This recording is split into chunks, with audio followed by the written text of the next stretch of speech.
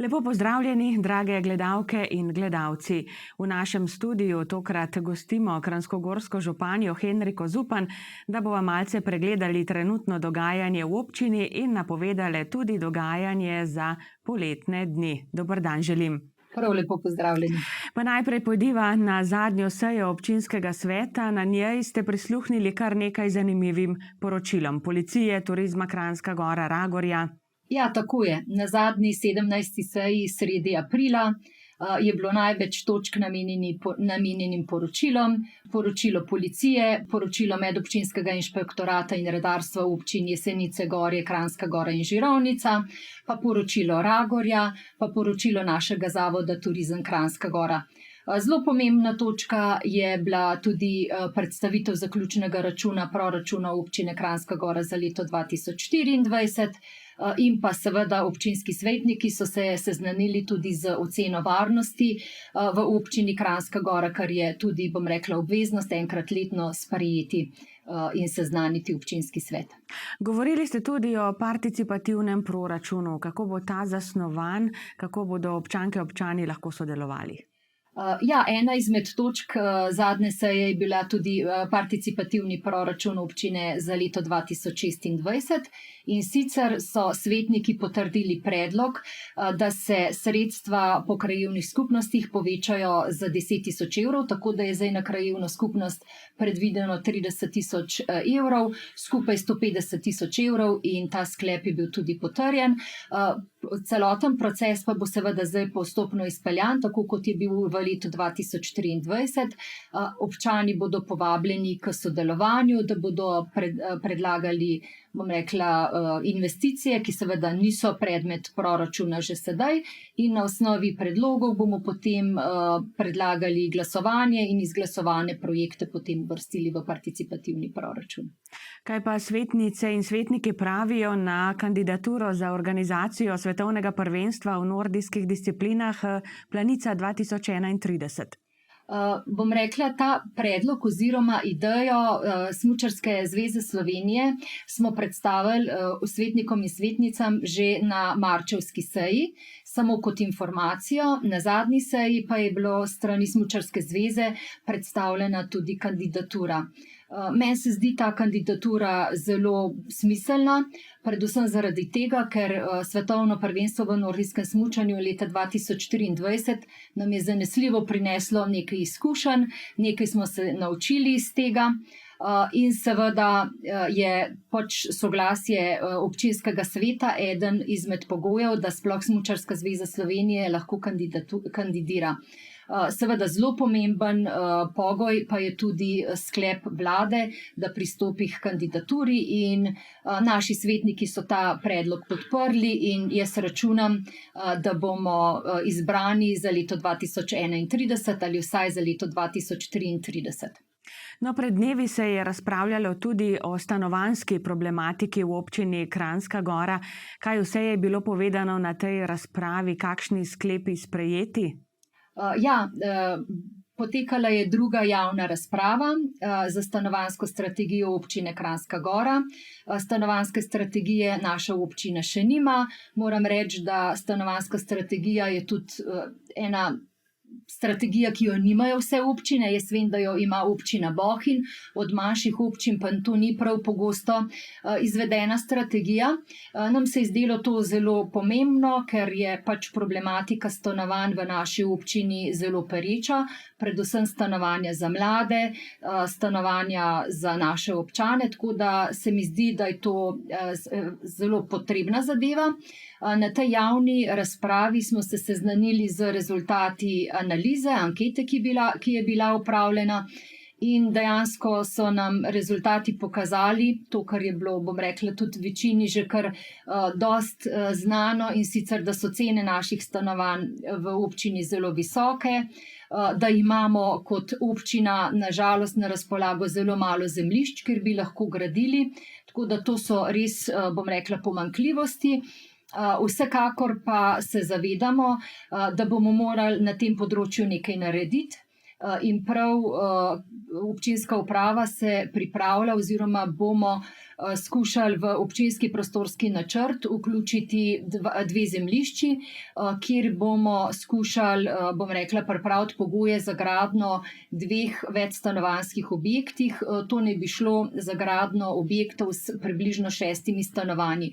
V letošnjem letu pa imamo v proračunu že potrjeno investicijo, in sicer gradnjo trostanovanjskega objekta. V preteklem letu smo že opravili razpis, ampak žal so bile prejete ponudbe absolutno previsoke glede na sredstva, ki so bile zagotovljena v proračunu. Letos pa smo pripravili manjšo novelacijo tega projekta in računamo, da bo morda ta razpis uspešen, da bomo lahko pristopili k gradnji trostanovanjskega objekta v Mojstrani.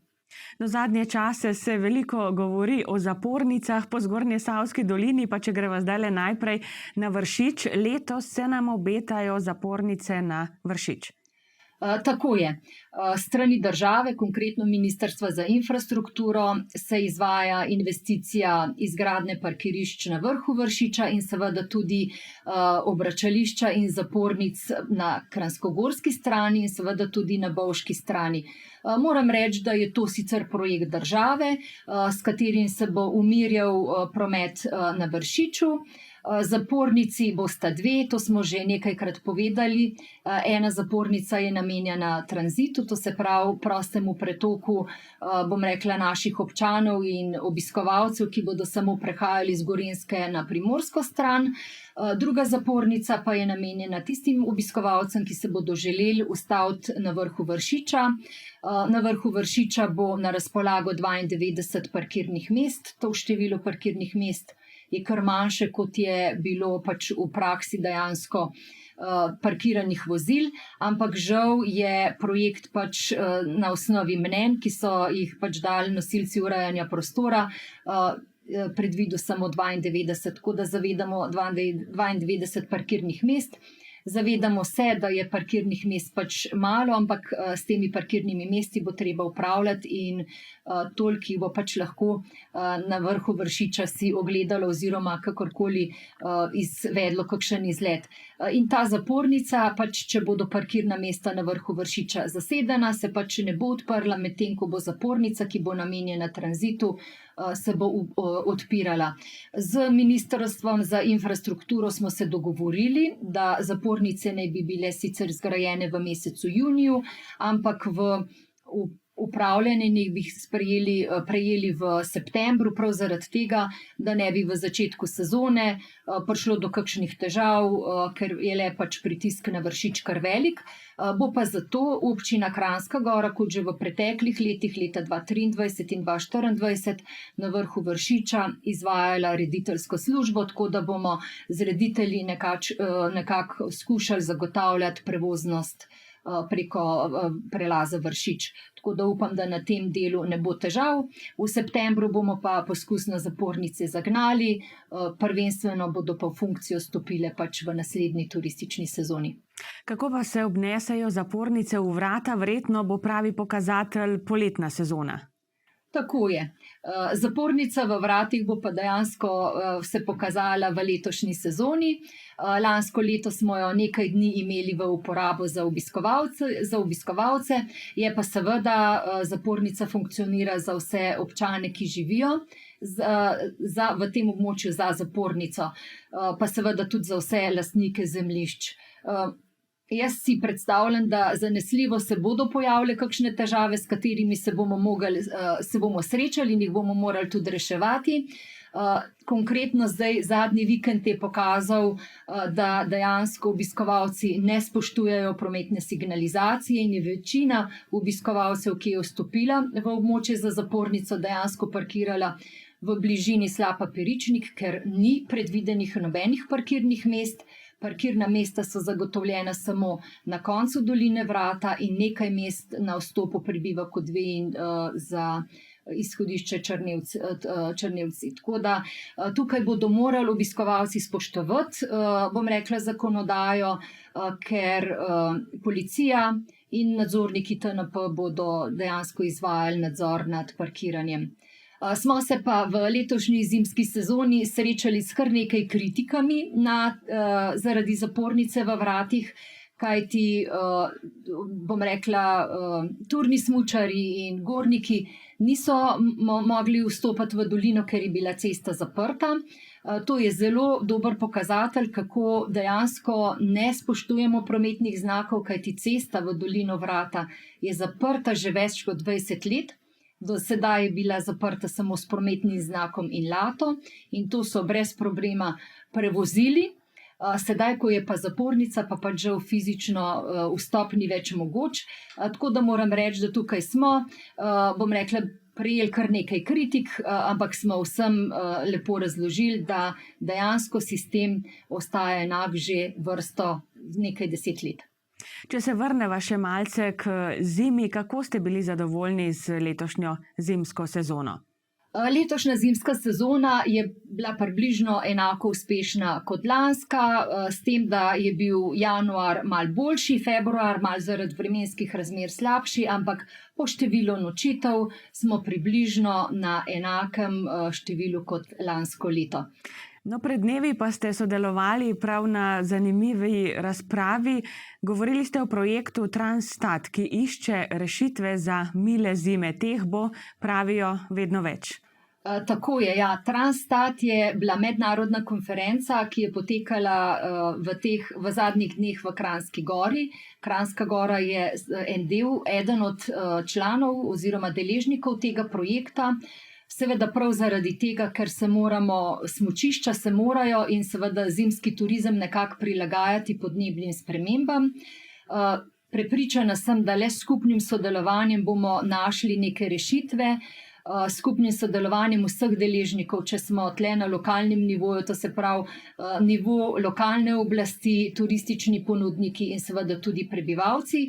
In občina Kranjska Gora je v enem delu tukaj že prepoznala to potrebo, kajti sofinanciramo obratovanje žičniških naprav, prav zaradi tega, da je obratovanje smučišč bolj stabilno, kajti le tako lahko obratujejo in dejansko turisti koristijo kapacitete oziroma smučarsko ponudbo. Pred dnevi ste imeli zanimiv obisk na kranjskogorski občini. Prišla je nova britanska veleposlanica. O čem sta govorili? Kakšna gospa je, če kar tako vprašam?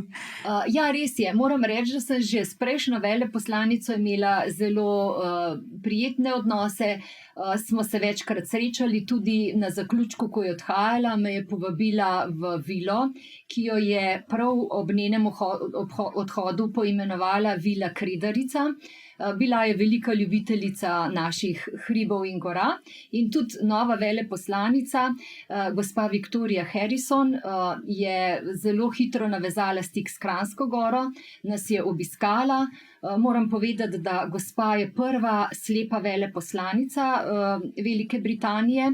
Prišla je s spremljevalcem, svojim kužem Otom. In moram reči, da sva malo pokremljali o turizmu, o podnebnih spremembah in seveda, da bo kmalu probala priti ponovno na obisk. Tudi ona si želi takega prijetnega sodelovanja.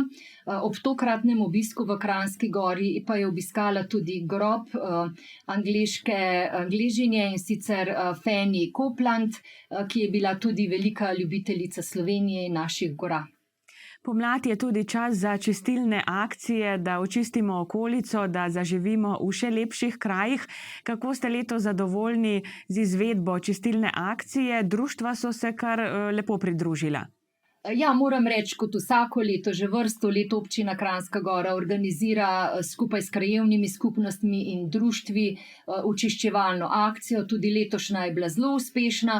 Moram reči, da smo kar težko sicer določili datum naše skupne akcije, ker so bili sedaj velikonočni prazniki, pred nami so prvomajski prazniki in je bil edino 12. april en tak primeren datum. Vreme je bilo tudi kar naklonjeno, veliko društev se je odzvalo, tiste društva, ki se niso mogle zaradi kakršnihkoli drugih dejavnosti, bodo svoje rajone očistile v prihodnjih dneh, komunala pa bo odpeljala vse zbrane oziroma pobrane odpadke. Imam pa občutek, no, da je teh odpadkov na srečo manj in želim si, da bi imeli nek primeren odnos do okolja, tako naši obiskovalci kot občani, in občutek imam, no, da se res to stanje malček izboljšuje. Verjetno smo zdaj že vsi v pričakovanju poletne sezone. Kakšna so vaša pričakovanja, vaše želje za poletje? Predvsem si želim, da bi imeli polet prijetno, lepo vreme, da nas ne bi presenetile kakšna neurja, in jaz upam, da bo s takim, bom rekla, ob takem vremenu verjetno obiska v Kranjski Gori kar dovolj. Tudi poletje bo polno lepih prireditev, med drugim bomo praznovali tudi naš občinski praznik. Tako da želim si res, bom rekla, obiskovalcev, ki bodo spoštovali našo naravo, našo kulturno in naravno dediščino in seveda tudi lastnino naših občanov. Pa seveda kakšen dan, dva dopusta bosta tudi prišla prav. To pa tudi kar težko že pričakujem, malo oddiha bo tudi meni ustrezalo. Hvala lepa za obisk v našem studiu, za vse te informacije, in seveda, ko bo kaj novega, se pa tule znova srečava in poklepetava. Hvala lepa. Hvala za povabilo, tudi vam in lep pozdrav. Drage gledalke in gledalci, vam pa hvala lepa za vašo pozornost. Lep dan želim še naprej in nasvidenje.